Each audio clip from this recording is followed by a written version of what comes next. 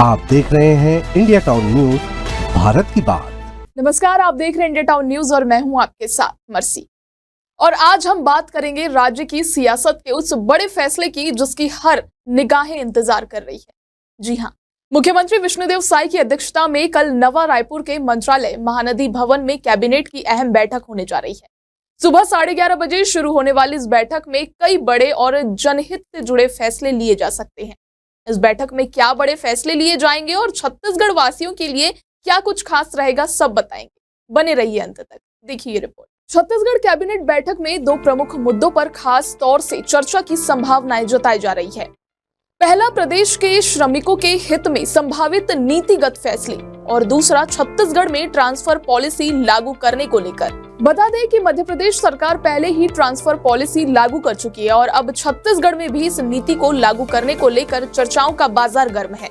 मुख्यमंत्री विष्णुदेव साई की सरकार प्रदेश में सुशासन को प्राथमिकता दे रही है। गर्मी और पेयजल संकट को देखते हुए इस बार वाटर मैनेजमेंट पर भी ठोस रणनीति बनाए जाने की संभावना है। तो आइए अब आपको बताते हैं कि पिछली कैबिनेट बैठक में सरकार ने कौन कौन से महत्वपूर्ण फैसले लिए थे जिनसे प्रदेश के लाखों लोगों को सीधे फायदा मिलने वाला है। नवा रायपुर में बनेगा NIFT का नया कैंपस। राज्य सरकार ने नवा रायपुर में राष्ट्रीय फैशन प्रौद्योगिकी संस्थान NIFT की स्थापना को मंजूरी दे दी है। अनुमानित लागत होगी 271.18 करोड़ रुपए। इसमें भवन निर्माण, मशीनरी, फर्नीचर और भूमि का व्यय शामिल है। ये संस्थान प्रदेश के युवाओं को फैशन की दुनिया में नई उड़ान देगा। प्रतियोगी परीक्षाओं में परीक्षा शुल्क की वापसी।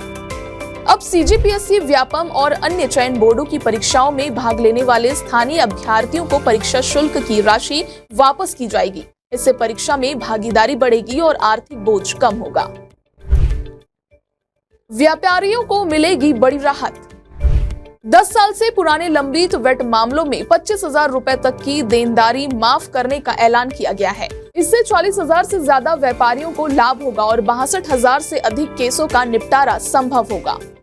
बायो CNG संयंत्रों के लिए रियायती भूमि आवंटन।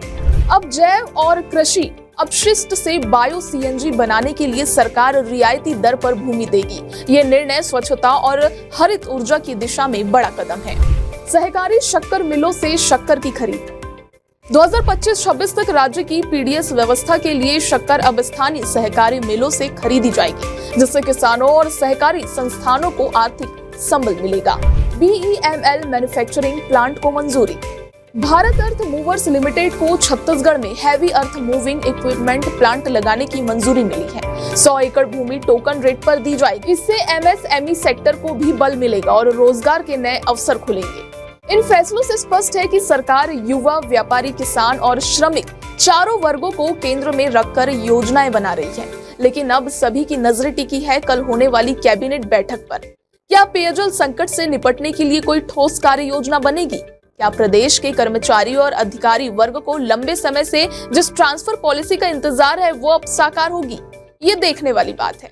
कल सुबह 11:30 बजे जैसे ही मंत्रिपरिषद की बैठक शुरू होगी, इंडिया टाउन न्यूज आपको देगा सबसे पहले और सबसे भरोसेमंद अपडेट। तो बने रहिए हमारे साथ और पाए राज्य की सियासत, योजनाओं और जनता से जुड़े हर फैसले की सटीक और तेज जानकारी। इसी के साथ मुझे दीजिए इजाजत और आप देखते रहिए इंडिया टाउन न्यूज, भारत की बात।